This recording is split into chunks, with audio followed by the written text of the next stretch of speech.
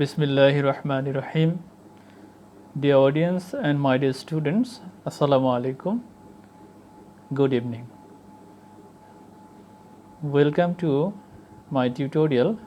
I am Muhammad Delwar Hussain, 35th BCS Education Cadre. I am a lecturer of English, Jhalokati Government Women's College, Jhalokati.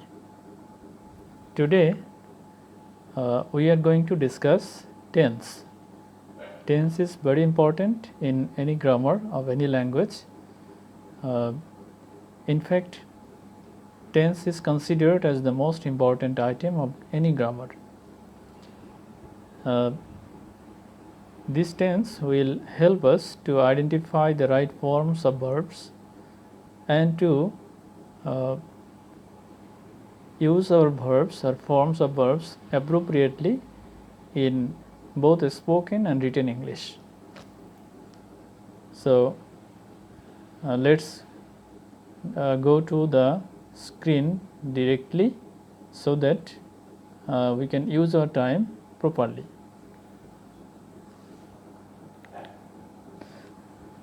Today we will discuss only present indefinite tense because we have a limited time span, and within this short time I cannot discuss all the tenses.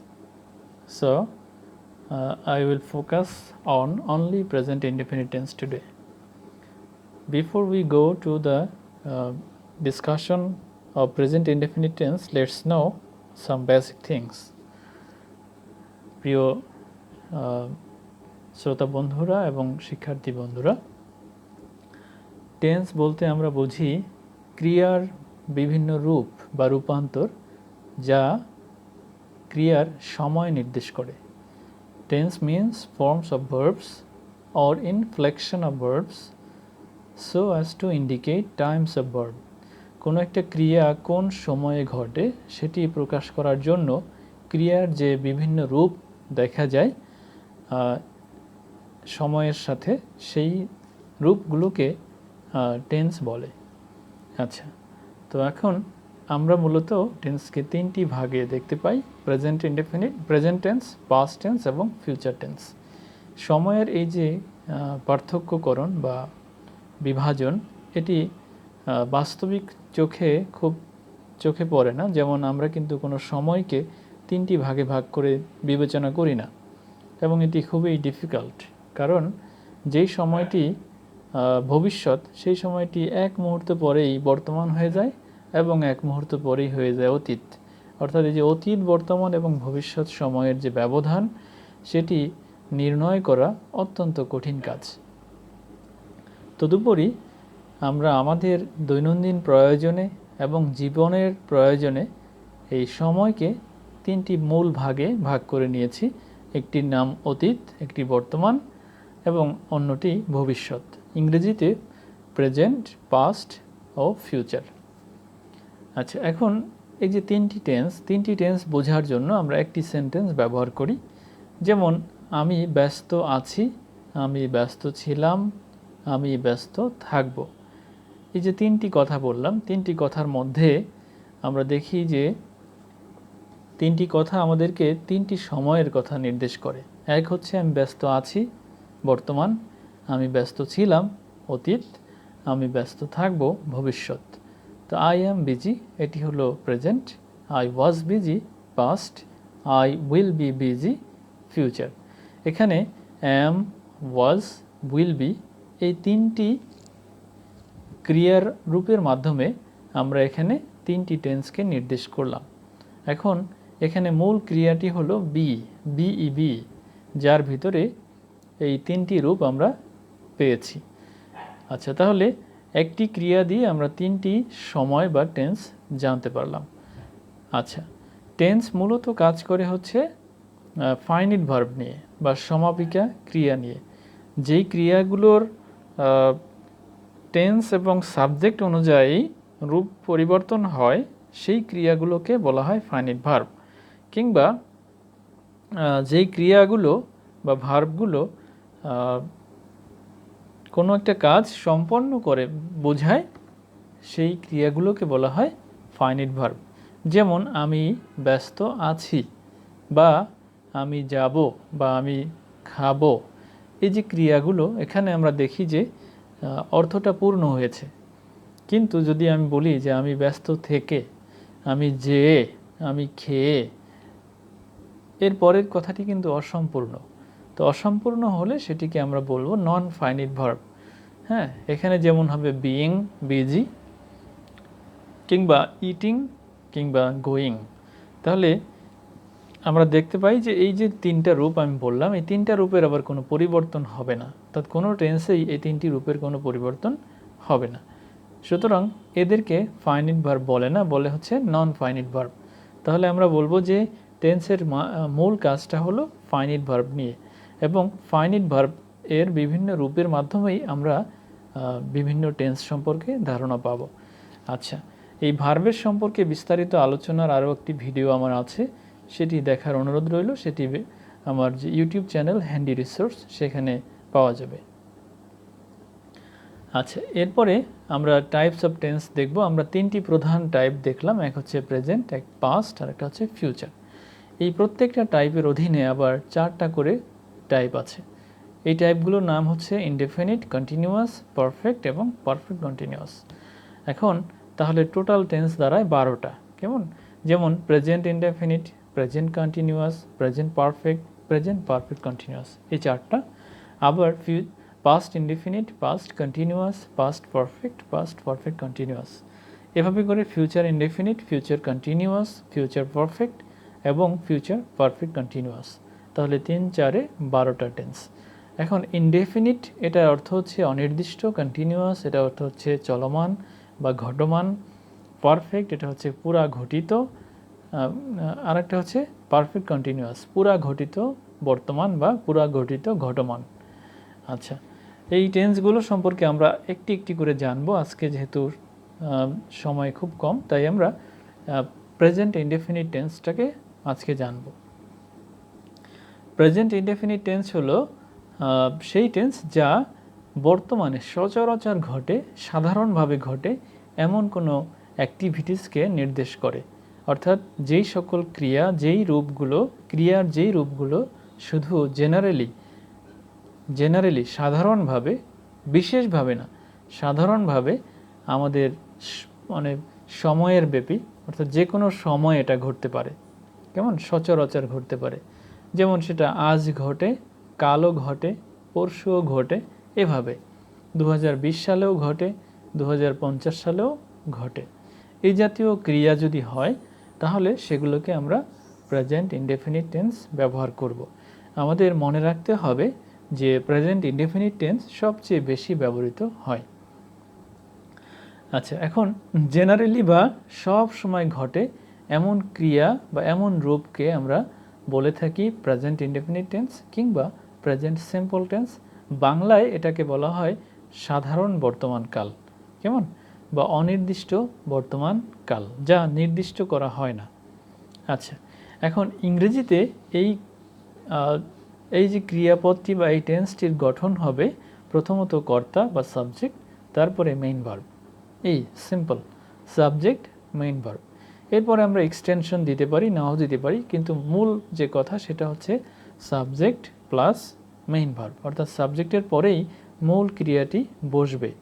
তবে আমাদের মনে রাখতে হবে যদি সাবজেক্টটি first person বা second person না হয়ে third person হয় এবং সিঙ্গুলার হয়, হ্যাঁ, প্রত্যেকটি পার্সনের আমরা দুটো রূপ পাই, একটা পার্সন হচ্ছে সিঙ্গুলার, একটা হচ্ছে প্লুরাল, তো এক বচন বহু বচন আর কি। এখন যখন থার্ড পারসন সিঙ্গুলার হবে তখন এই প্রেজেন্ট ইনডেফিনিট টেন্সের ক্ষেত্রে ক্রিয়াটির সাথে এস বা ইএস অথবা আইএস যুক্ত হবে, এবং যদি সেটি বি ভার্ব হয় তাহলে সেখানে ইজ হবে, যদি হ্যাভ ভার্ব হয় তাহলে হ্যাজ হবে, যদি ডু ভার্ব হয় তাহলে ডাজ হবে, আর অন্য সকল ভার্বের সাথে এস, ইএস, আইএস যুক্ত হবে। এটি কখন? যখন সাবজেক্টটি থার্ড পারসন সিঙ্গুলার নাম্বার হবে। তাহলে আমাদের মৌলিক যে নিয়ম সেটি হলো যে স্ট্রাকচার হবে সাবজেক্টের পরে মেইন ভার্ব, তবে যদি সাবজেক্টটি থার্ড পারসন সিঙ্গুলার নাম্বার হয় তাহলে ভার্বের সাথে আমরা এস, ইএস বা আইইএস যুক্ত করব। আচ্ছা, বাংলা ক্রিয়া বোঝার জন্য আমরা যে রূপগুলো দেখি সেগুলো হচ্ছে করি, করো, করিস, করেন, করে ইত্যাদি। হ্যাঁ, বা যাই, যাস, যায়, যান ইত্যাদি। যেমন আমি করি, আমরা করি, তুমি করো, তোমরা করো, তুই করিস, সে করে, তারা করে, তাহারা করে, করেন। তাহলে এভাবে করে যে রূপটি থাকবে সেই রূপটির নামই হচ্ছে প্রেজেন্ট সিম্পল রূপ। আচ্ছা, এখন আমরা বাংলা রূপটি বুঝলাম। ইংরেজিতে আমরা কিছু চিহ্ন বা নির্ণায়ক সাইন আমরা দেখব, যে সাইনগুলো দেখতে পেলে আমরা বুঝবো যে এই বাক্যটি প্রেজেন্ট সিম্পল টেন্স করতে হবে। তো ইংরেজি যে সাইনগুলো থাকবে সেগুলো হলো, এবং মনে রাখতে হবে যে এখানে প্রেজেন্ট বা পাস্ট বা ফিউচার এগুলো সময় উল্লেখ থাকবে না। যেমন 1990 সাল, এরপরে অলওয়েজ, এমন থাকবে না। এখানে শুধু অলওয়েজ থাকবে, অর্থাৎ সাল মানে কোনো টাইম উল্লেখ থাকবে না, কিন্তু এই শব্দগুলো থাকবে, তাহলে সেটা প্রেজেন্ট সিম্পল টেন্স হবে। আচ্ছা, তো কি কি শব্দ আছে? Always, regularly, daily, everyday, often, sometimes, Sundays, Fridays, usually, occasionally, twice every week ইত্যাদি। লক্ষণীয়, এই শব্দগুলোর অর্থ প্রায় হচ্ছে প্রত্যহ, প্রতিদিন, বা মাঝে মাঝে, প্রায়, হ্যাঁ, বা মানে এমন একটা জিনিস বোঝাচ্ছে যে যেটি বারবার ঘটে, বারবার বা পুনরাবৃত্তি ঘটে, এমন কথাটা বোঝাচ্ছে। যেমন Atik Hossain is my brother, Atik Hossain আমার ভাই। এখন এই যে আতিক হোসাইন আমার ভাই, এই কথাটা কি আমি বলবো যে আতিক হোসাইন আমার ভাই ছিল বা আমার ভাই হবে? এমন করে তো বলবো না। বলবো হচ্ছে নর্মালি সে আমার ভাই, অর্থাৎ জেনারেল কথা, পার্টিকুলার নয়। তাহলে জেনারেল হওয়ার কারণে এই সেন্টেন্সটি প্রেজেন্ট সিম্পল টেন্স হবে। প্রেজেন্ট সিম্পল টেন্স হলে আমরা জানি যে সাবজেক্টের পরে মূল ভার্ব বসে। আতিক হোসাইন হচ্ছে সাবজেক্ট, এরপরে মূল ভার্ব হলো ইজ। এখন আমরা মূল ভার্ব হলো বি। এই বি এর মধ্যে আমি বলেছিলাম যে থার্ড পারসন সিঙ্গুলার হলে বি এর মধ্যে ইজ বসবে। এখানে আতিক হোসাইন হচ্ছে থার্ড পারসন আর সিঙ্গুলার, কারণ আতিক হোসাইনের যে নামটি সেটি থার্ড পারসন। আমাদের বুঝতে হবে আগে যে ফার্স্ট পারসন হলো আমার সাথে সম্পর্কিত, মানে আমি, আমরা, আমাদের, এগুলো, যেমন আই, উই, আওয়ার এটসেট্রা।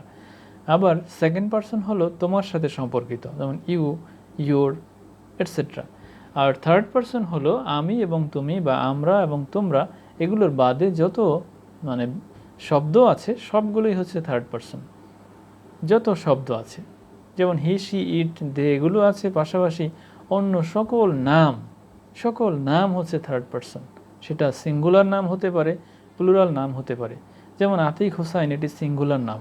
এখানে যদি থাকতো যে কাউস বা বার্ডস কিংবা গার্ল কিংবা বুক কিংবা কার, এই সবগুলোই কিন্তু সিঙ্গুলার থার্ড পারসন হতো। তবে দেখতে হবে এগুলোর কোনোটি সিঙ্গুলার হতে পারে, কোনোটি প্লুরাল হতে পারে। যাই হোক, আতিক হোসাইন এই শব্দটি থার্ড পারসন এবং এটি সিঙ্গুলার, সেই কারণে এখানে বি ভার্বের রূপটি হবে is. Atik Hossain is my brother. দ্বিতীয়ত, he reads in a university, সে একটি বিশ্ববিদ্যালয়ে পড়ে। সে একটি বিশ্ববিদ্যালয়ে পড়ে, এই কথাটির মধ্যেও একটি সাধারণ বিষয় আছে। যেমন সে হয়তো কয়েক বছর আগে ভর্তি হয়েছে, এখনও সেখানে পড়ে। এটাকে আমরা অন্যভাবে বলতে পারতাম, কিন্তু আমরা বলি যে সে বিশ্ববিদ্যালয়ে পড়ে। এটা বলার মাধ্যমে তার পরিচয় নির্দেশ করছে, হ্যাঁ, জেনারেল একটা বিষয়। তাহলে এটিও প্রেজেন্ট ইনডেফিনিট টেন্স হবে। এবং লক্ষণীয় যে হি হচ্ছে থার্ড পারসন এবং সিঙ্গুলার, সেই কারণে মূল ভার্ব রিড তার সাথে এস যুক্ত হলো। He reads in a university. He has 5 courses a year, তার এক বছরে 5টি কোর্স থাকে। তাহলে এই যে 5টি কোর্স থাকা, এটি হচ্ছে প্রেজেন্ট সিম্পল। সেই কারণে হ্যাভ ভার্বের রূপ হ্যাজ বসবে। He goes to class regularly. Regularly শব্দটি আছে, আমরা বলেছিলাম যে যদি সময়ের উল্লেখ না থাকে, এই জাতীয় শব্দ থাকে এবং সময়ের উল্লেখ না থাকে, তাহলে সেটি প্রেজেন্ট সিম্পল টেন্স করতে হবে। এখানে রেগুলারলি শব্দটি আছে এবং কোনো সময়ের উল্লেখ নেই, সে কারণে আমরা এখানে প্রেজেন্ট সিম্পল করব। আর প্রেজেন্ট সিম্পলের গঠন হলো সাবজেক্টের পরে মূল ভার্ব। তাহলে হি এর পরে গো হওয়ার কথা, কিন্তু যেহেতু হি হচ্ছে থার্ড পারসন সিঙ্গুলার নাম্বার, সেহেতু গো এর সাথে ইএস যুক্ত হলো। He goes to class regularly. He wants to get A plus in his final exam. সে তার বার্ষিক পরীক্ষায় এ প্লাস পেতে চায়। এখন সে চায়, এই যে তার চাওয়া, এটি বাংলা মার্কারের আমরা দেখি যে চায় অন্তঃস্থয় আছে, এ আছে। তাহলে এই যে চায় এই অন্তঃস্থয় আছে, সেই কারণে আমরা, বা এটাকে প্রথমা বিভক্তি বলতে পারি, তো এই কারণে আমরা এটাকে প্রেজেন্ট ইনডেফিনিট টেন্স করব। প্রেজেন্ট ইনডেফিনিট টেন্স করলে সাবজেক্টের পরে মূল ভার্ব বসবে। হি হচ্ছে সাবজেক্ট, তারপরে মূল ভার্ব হচ্ছে ওয়ান্ট বসার কথা, কিন্তু যেহেতু হি থার্ড পারসন এবং সিঙ্গুলার নাম্বার, সেহেতু আমরা এখানে বসাবো ওয়ান্টস, মানে এস যুক্ত করব। আচ্ছা, এবারে আমরা কিছু ক্ষেত্র দেখব যে কোন কোন ক্ষেত্রে প্রেজেন্ট সিম্পল টেন্স ব্যবহৃত হয়। এক, জেনারেল অ্যাক্টিভিটিস, সাধারণ যে কাজকর্ম, সেগুলো বোঝানোর জন্য প্রেজেন্ট সিম্পল টেন্স বসে। যেমন আ টিচার টিচেস দ্য স্টুডেন্টস, একজন শিক্ষক শিক্ষার্থীদেরকে শেখান। এখানে এটি একটি সাধারণ ঘটনা, তাই না, সাধারণ কর্ম। তাহলে এই সাধারণ কর্ম হওয়ার কারণে এটিকে আমরা প্রেজেন্ট ইনডেফিনিট টেন্স করব, এবং সাবজেক্টের পরে মূল ভার্ব টিচ বসানোর কথা। কিন্তু টিচার যে সাবজেক্টটি, সেটি হলো থার্ড পারসন সিঙ্গুলার নাম্বার, সেই কারণে টিচের সাথে ইএস যুক্ত হবে, টিচেস। আর টিচার টিচেস দ্য স্টুডেন্টস। এরপরে আবির নোজ মি, আবির আমাকে চেনে। আবির আমাকে চেনে, এই শব্দটি বর্তমানের, মানে সে চেনে। তাহলে আমরা এখানে প্রেজেন্ট ইনডেফিনিট টেন্স করব। আর প্রেজেন্ট ইনডেফিনিট টেন্স করার জন্য মূল ভার্বের সাথে এখানে আবির যেহেতু থার্ড পারসন সিঙ্গুলার, তাই এস যুক্ত হলো। উই রেসপেক্ট আওয়ার প্যারেন্টস, আমরা আমাদের প্যারেন্টসদেরকে শ্রদ্ধা করি। এই যে শ্রদ্ধা করি, এই কথাটা কিন্তু সব সময়ের কথা, তাই না? তাহলে এটিও জেনারেল অ্যাক্টিভিটি, তাই আমরা এটিকে প্রেজেন্ট ইনডেফিনিট টেন্স করব। এখন লক্ষণীয় যে সাবজেক্ট হচ্ছে উই হলো ফার্স্ট পারসনের সাবজেক্ট। ফার্স্ট পারসনের সাবজেক্ট হলে মূল ভার্ব বসবে। We respect our parents. যদি এখানে হি শি হতো, তাহলে থার্ড পারসন হওয়ার কারণে রেসপেক্টস হতো, মানে এস যুক্ত হতো। ওকে, দ্বিতীয় যে ক্ষেত্রটি, সেটি হলো চিরন্তন সত্য বা ইউনিভার্সাল ট্রুথ।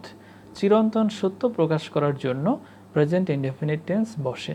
যেমন আ বুক গিভস আস লাইট, একটি বই আমাদের আলো প্রদান করে। তাহলে আলো প্রদান করে, বই আলো প্রদান করে, এটি একটি চিরন্তন সত্য কথা।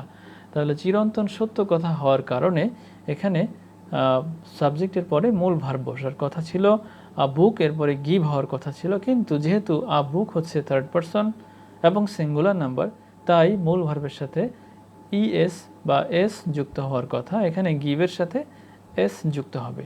আ বুক গিভস আস লাইট।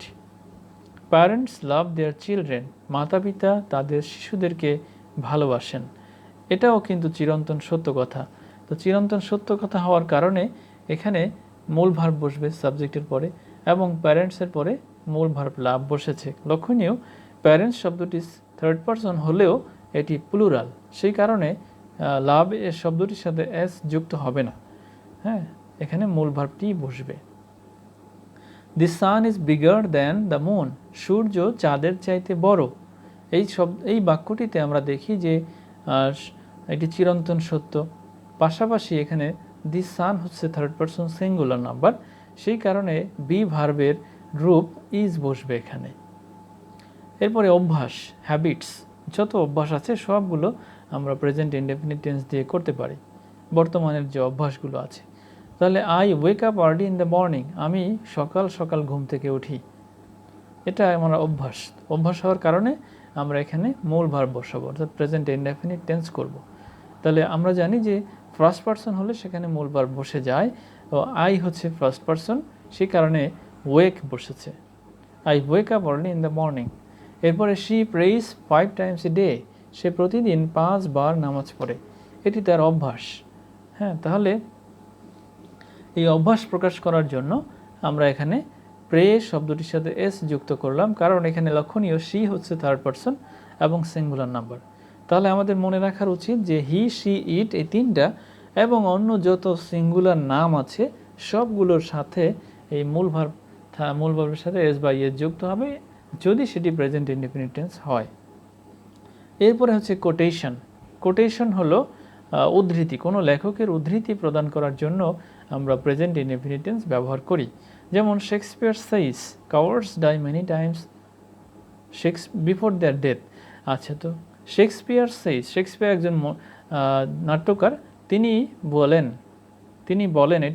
এটি কিন্তু বলতে পারতাম যে তিনি বলেছিলেন, সেটিও হতো, বাট যেহেতু এটা তার একটা উক্তি, সেহেতু আমরা এখানে সেইস ব্যবহার করতে পারি এবং এটি ব্যবহার করাই ভালো। তাহলে শেক্সপিয়ার সেইস, শেক্সপিয়ার বলেন, cowards die many times before their death, অর্থাৎ ভীরুরা তাদের মৃত্যুর পূর্বে বারবার মরে। এটি তার কোটেশন হওয়ার কারণে প্রেজেন্ট ইনডেফিনিট টেন্স করতে হবে, অর্থাৎ cowards die many times. Cowards যেহেতু থার্ড পারসন প্লুরাল, তাই ডাইয়ের সাথে এস যুক্ত হবে না। কেমন?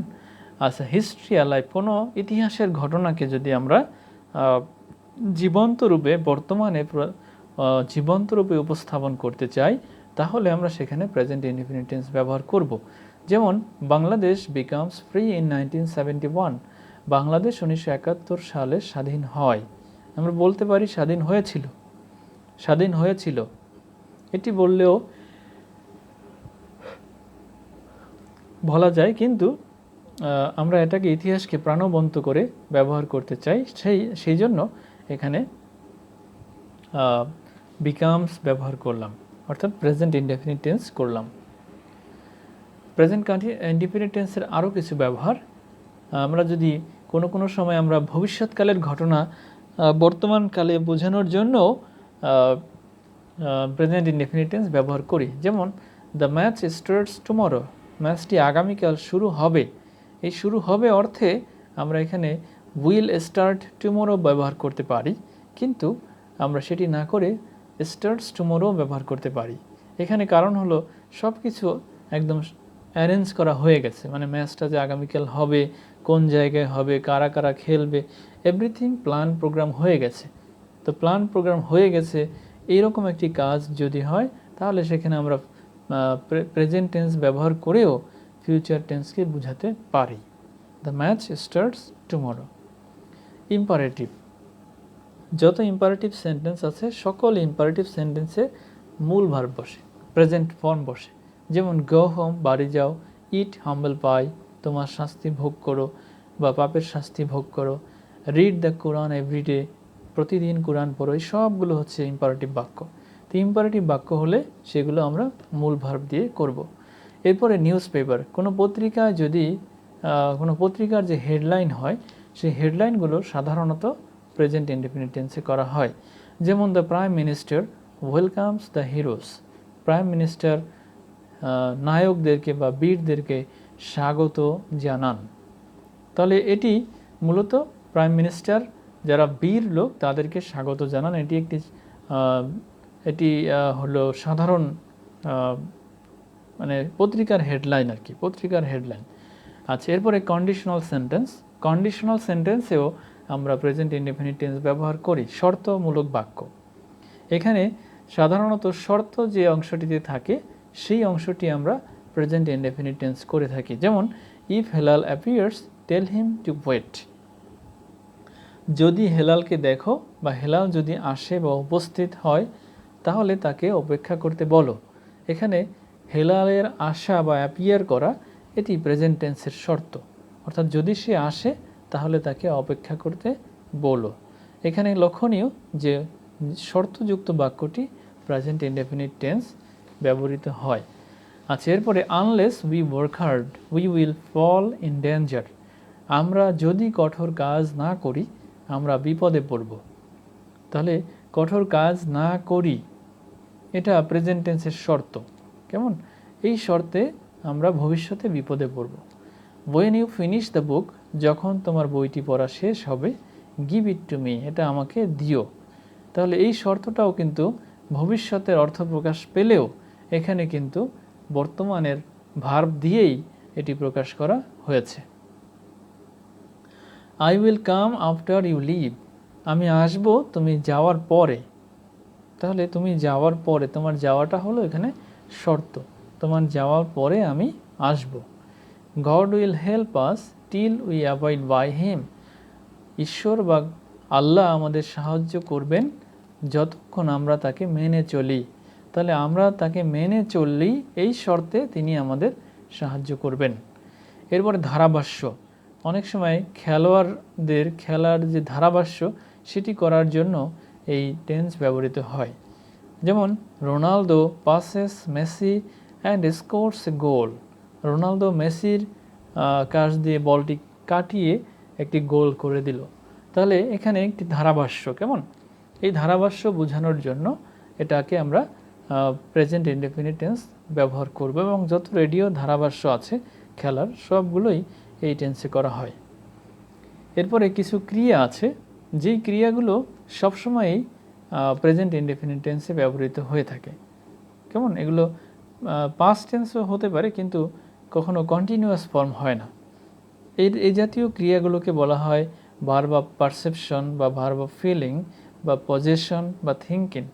অর্থাৎ যেই ক্রিয়াগুলো দ্বারা আমরা কোনো কিছু চিন্তা করি, কোনো কিছু অনুভব করি বা কোনো কিছুর মালিকানা লাভ করি, সেই জাতীয় ক্রিয়াগুলোকে বলা হয় প্রেজেন্ট ইনডেফিনিট টেন্সে ব্যবহৃত হয়। যেমন see, love, believe, understand, expect, assume, look, feel, seem, taste, notice, smell, hear, think, desire, hate, fear, want, mind, wish, appreciate, belong, know, remember, shall, may, must, etcetera. এই ক্রিয়াগুলো আমরা এই রূপেই, মানে প্রেজেন্ট ইনডেফিনিট রূপেই ব্যবহার করে থাকি। তো এতগুলোই ছিল আজকে।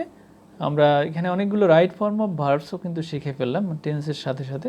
মূলত টেন্স পড়লে ভালো করে রাইট ফর্ম অফ ভার্বসটা আমরা সহজেই জানতে পারবো। তো টেন্স অনেক গুরুত্বপূর্ণ আমাদের জীবনে, এবং আমরা যদি টেন্সটাকে খুব ভালো করে রপ্ত করতে পারি তাহলে আমাদের পক্ষে ক্রিয়াকে সঠিকভাবে ব্যবহার করা খুবই সহজ হয়ে যাবে।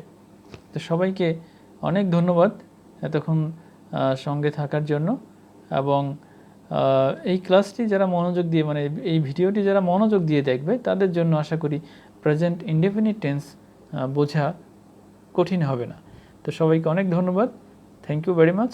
আল্লাহ হাফেজ। আসসালামু আলাইকুম। সবার জ্ঞাতার্থে জানিয়ে রাখি যে এই ক্লাসটি আমার পার্সোনাল যে ফেসবুক পেজ হ্যান্ডি রিসোর্স এবং ইউটিউব চ্যানেল হ্যান্ডি রিসোর্স, এই দুই জায়গাতেই পাওয়া যাবে।